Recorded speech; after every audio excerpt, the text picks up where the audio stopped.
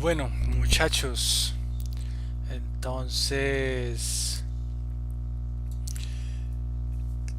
¿qué hemos explicado entonces hasta el momento? Explicamos el tema del PIB y las determinantes del PIB, que pues los determinantes son los factores de producción, en este caso en una economía muy sencilla, el capital y el trabajo.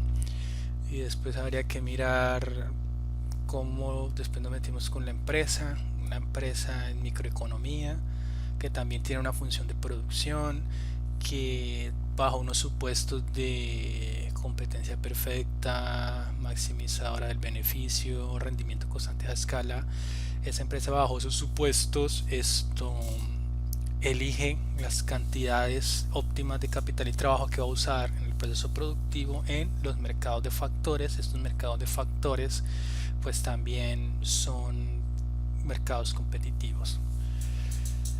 Eh, Ojo que todo esto está inmerso dentro del modelito o el tema que vimos del flujo circular de la renta, ¿sí? Estamos ahí en eso. Toca entender muy bien el flujo circular de la renta para entender lo que estamos viendo parte por parte de una manera un poco más formal, un poco más rigurosa de alguna manera. Entonces, en esta parte 3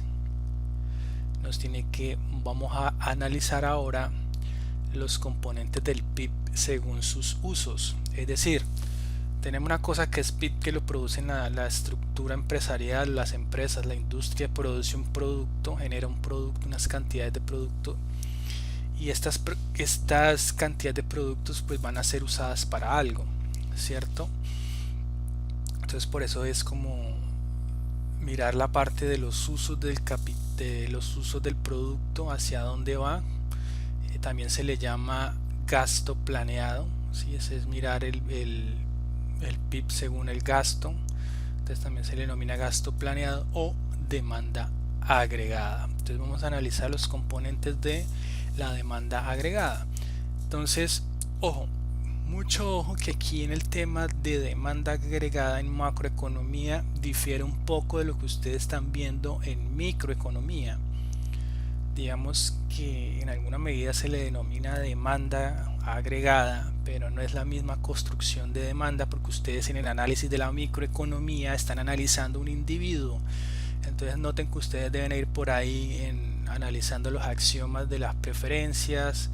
A partir de los axiomas de preferencias construyen una función de utilidad o demuestran la existencia de una función de utilidad, y a partir de ahí inician el análisis del comportamiento de un individuo, y a partir de ahí después ven la restricción presupuestaria, y optimizando esas dos cosas llegan a la demanda de un producto, pero por parte de un individuo. Acá estamos viendo es demanda agregada y es otra cosa. Entonces hay que hacer un ejercicio de tratar de separar por ahora estas dos cosas. En cursos más avanzados de macroeconomía, macro 2 o macroeconomía avanzada, pues cursos posteriores de la línea macro, ustedes van a dar cuenta que la macro y la micro después se van a unir, ¿sí? En cierta medida terminan uniéndose, que es la macroeconomía moderna, que nos rige a partir de los 50 para acá. Entonces, volviendo al tema de la demanda agregada, entonces, ¿qué hay en la demanda agregada? ¿Hacia dónde va esa producción? Entonces, una parte, y noten el cursor, una parte es consumo, una parte va al consumo. ¿Y quiénes consumen? Los hogares. Esta parte va para los hogares. Otra parte de la producción se va a la inversión. Aquí se hace un pequeño supuesto simplificador, y es que las que realizan inversión también serían los hogares.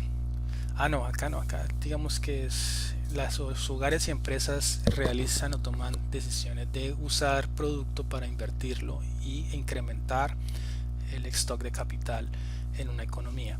El gasto, las compras del Estado y exportaciones menos importaciones, que son las exportaciones netas. Bajo el supuesto de una economía cerrada, este XN se nos va y nos quedamos simplemente con tres componentes de la demanda agregada. Entonces vamos a analizar el primero, el consumo. Resulta que es de las primeras especificaciones que hizo John Maynard Keynes fue establecer que el consumo es una función directa del gasto disponible. Entonces, ¿qué es el gasto disponible? Ustedes saben que Y en la identidad macroeconómica es el producto, el PIB, y también es igual a la renta. En este caso, desde el lado de la demanda agregada, este Y es la renta de la economía, ¿sí? Entonces, a mi renta que tengo en los hogares le quito lo que pago en impuestos. Este elemento, es decir, la renta que me ingresa en los hogares menos lo que pago en impuestos, ya sería la renta disponible. Es el que voy a decir qué voy a hacer con esa renta disponible. Entonces, una parte pues me la consumo. Entonces, por eso aquí tenemos esta forma funcional general. Acá C entre paréntesis Y menos T es una especificación funcional general, es una función genérica, o sea, está en términos generales. Esto puede tener diferentes formas, puede ser modelada como una ecuación lineal, como una ecuación cuadrática, polinómica, etcétera. Puede tener cualquier forma, no me interesa, simplemente estoy diciendo que el consumo está en función del ingreso disponible, ¿sí? O de la renta disponible. Además que hay un parámetro, la relación entre el cambio, esta relación entre cuánto cambia el ingreso disponible y cuánto voy a consumir, ¿sí? Es decir, el cambio por cada unidad de variación del ingreso disponible, cuánto me varía el consumo, eso se llama propensión marginal a consumir, y esa propensión marginal a consumir está entre 0 y 1. ¿Listo? Yo se lo expliqué en economía de la empresa. Acuérdense de una economía a la Diomedes, o una economía a cómo se comportaría un cristiano, un tipo muy religioso, tipo Ned Flanders. Yo les hablaba de los extremos, yo les expliqué algo en eso con una función lineal, ¿sí? Entonces vimos el consumo, ahora el segundo componente, la inversión. Entonces, pues tanto las empresas como los hogares compran bienes de inversión para invertir, ¿sí? O demandan, se llaman saldos prestables, es decir, van al banco y piden crédito para realizar la denominada inversión, que la inversión es para incrementar el stock de capital, ¿sí? Entonces, ¿para qué se adquiere, para qué invierten? Pues para aumentar el stock de capital primero y reponer el capital existente, porque eso tiene un fenómeno el capital que es la depreciación. Entonces también hay que invertir para recuperar el tema de lo que se desgasta el capital o el deterioro que tenga el capital. Entonces, bueno, hay evidencia empírica. Los hogares compran nuevas viviendas, entonces por eso un hogar cuando compra una vivienda eso se considera inversión en vivienda, ¿sí? Entonces también forma parte de la inversión. Los datos empíricos dicen más o menos los componentes de la demanda agregada tienen cierta regularidad, cierta proporción que se mantiene constante en el largo plazo, así como ustedes veían el tema de la Cobb-Douglas con respecto a los factores capital y trabajo en la renta. Acá también, entonces la inversión es aproximadamente un 15% del Producto Interno Bruto que se ha mantenido en Estados Unidos en unos periodos largos recientes, ¿sí? La inversión pues, depende de la tasa de interés que mide el costo de los fondos utilizados para financiar la inversión. Para que un proyecto de inversión sea rentable, su rendimiento debe ser superior a sus costos. Entonces, ¿qué me dice esto? Simplemente, si en una economía el banco, por ejemplo, uno va al banco y le está cobrando una tasa de interés alta, pues uno asimismo va a disminuir sus cantidades de inversión planeadas, ¿sí? Porque entonces en este caso el crédito está muy costoso, entonces yo reduzco lo que tenía inicialmente pensado para invertir. Si la tasa de interés está muy baja, como en este caso que la Fed ha bajado la tasa de interés a nivel cero, pues la inversión relativamente está muy económica, entonces voy a demandar grandes cantidades de inversión. Entonces hay una relación inversamente proporcional, o imaginen en su cabeza un plano cartesiano con una línea con pendiente negativa. Ahora les muestro ahí, creo que en la siguiente diapositiva.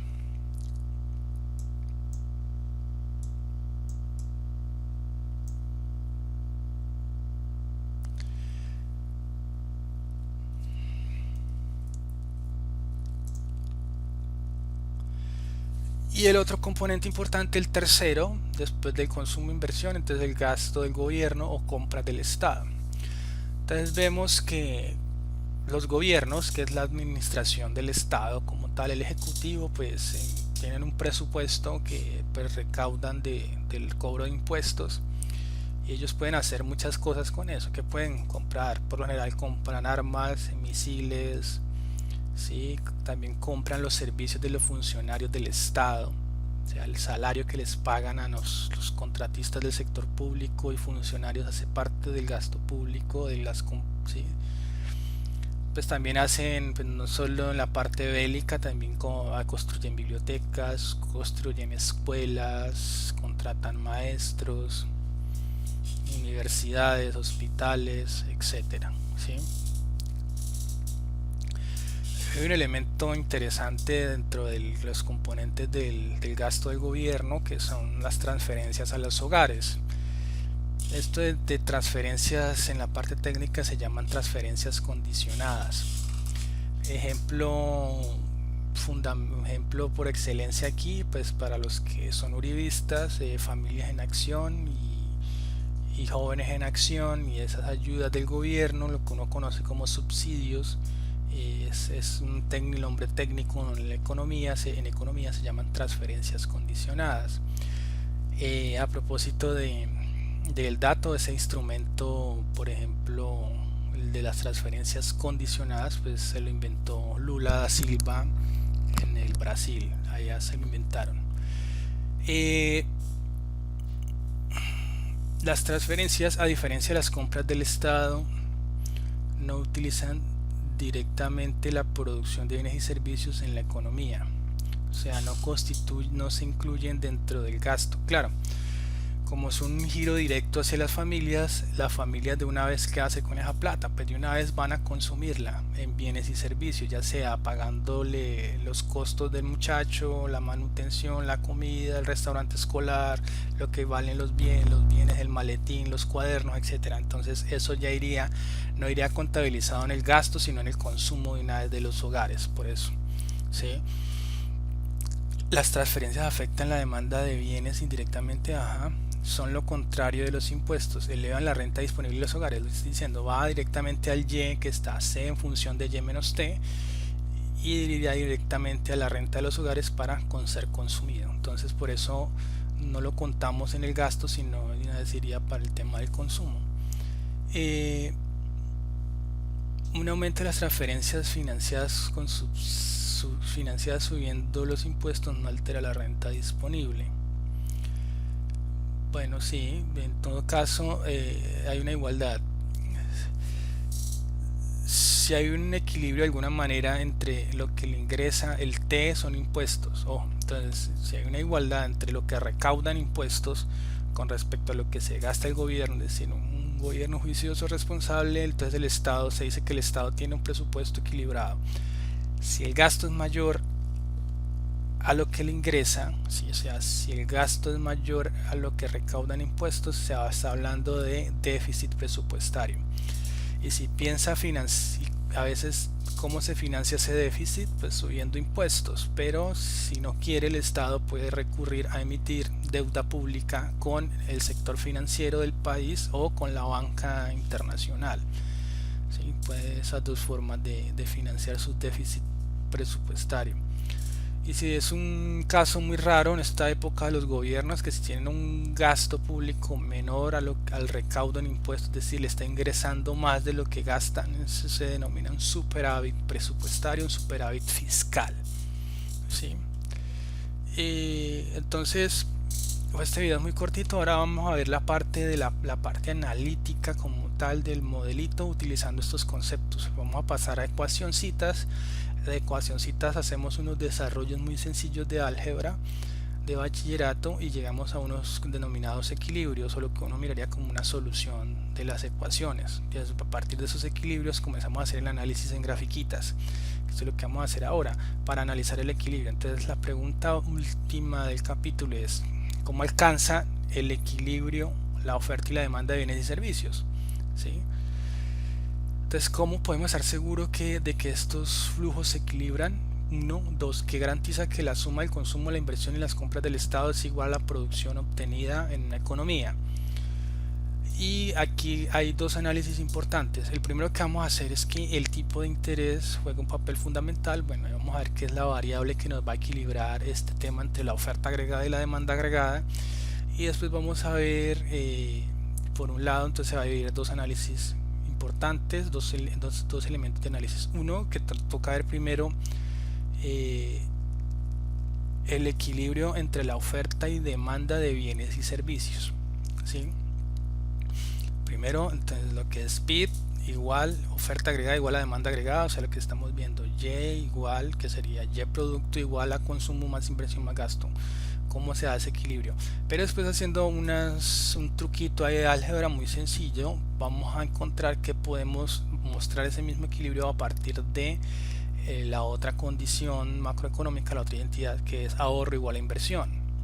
Y a partir de ahorro igual a inversión podemos saber cómo afecta la oferta y la demanda de los fondos prestables. Es decir, vamos a analizar también paralelamente, después del equilibrio en el mercado de bienes y servicios, pues ver el equilibrio en los mercados financieros, que es el que responde a esta pregunta de cómo se alcanza el equilibrio de la oferta y demanda. Es como dos caras de la moneda o dos tipos de análisis. Entonces ahora viene la parte analítica del álgebra. Entonces aquí quedamos de video cortito, o falta un poquitito. Bueno, sí, aprovechemos y enlazamos. Tenemos que esta es la identidad macroeconómica, oferta agregada, que es Y es igual a demanda agregada, que la demanda agregada consumo, inversión más gasto. Noten el cursor que lo estoy moviendo ahí, cursor, la manito. Entonces, esta especificación, esta es una identidad, esta identidad hace parte de lo que se denomina una identidad de la contabilidad nacional, ¿sí? Esto hace parte de la contabilidad nacional. Entonces después toca definir el consumo, lo que habíamos dicho, una forma funcional del consumo. Esta es una forma funcional general. El consumo está en función del ingreso disponible, que es Y menos T. La inversión tiene una forma funcional, que es la inversión va a estar en función de la tasa de interés real. Vamos a asumir que el gasto va a estar como dado, es una variable exógena o no va a estar determinada dentro del modelo, entonces G rayita. Y los impuestos también, pues una decisión de política económica, entonces T rayita, los impuestos y el gasto. Entonces esto es lo que nos gastamos una parte de la primera parte de esta unidad, y es analizando los determinantes de la oferta agregada del PIB, ¿sí? Entonces la función de producción igual a Y, ya habíamos dicho que los insumos estaban fijos, K barra L barra es igual a Y barra, entonces una oferta agregada fija. Y la identidad de la contabilidad nacional, entonces aquí reemplazamos, cogemos aquí la identidad de la contabilidad nacional, que es esta, ojo, miren el cursor, y lo reemplazamos porque cada uno de estos componentes pues viene aquí, lo reemplazamos en la contabilidad nacional. Entonces simplemente tenemos a Y igual a la función de consumo, entonces esto es C más inversión más gasto, es lo mismo, ¿sí? Después hacemos el supuesto que veníamos haciendo subyacente a toda la presentación, entonces que la oferta o el PIB estaba fijo. Entonces como PIB es igual a renta, entonces la renta aquí también está fija. Aquí vemos que T es igual a T barra, o sea está quieto. La inversión aquí la dejamos, y G barra, aquí aplicamos el supuesto de que el gasto público también está fijo, es una variable exógena acá, que aquí ya hemos definido, ¿sí? Entonces vemos que en esta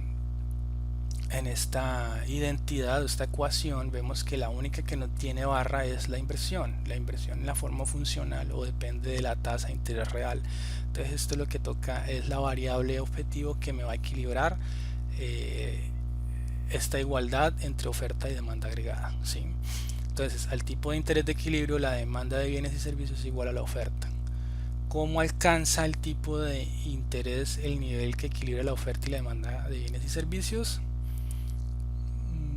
Bueno, esto lo dejamos para la hojita sobre el papel, y explicamos cómo se determina el equilibrio en gráfico y un movimiento cuando el gobierno decide aumentar el gasto público, cómo afecta aquí el equilibrio.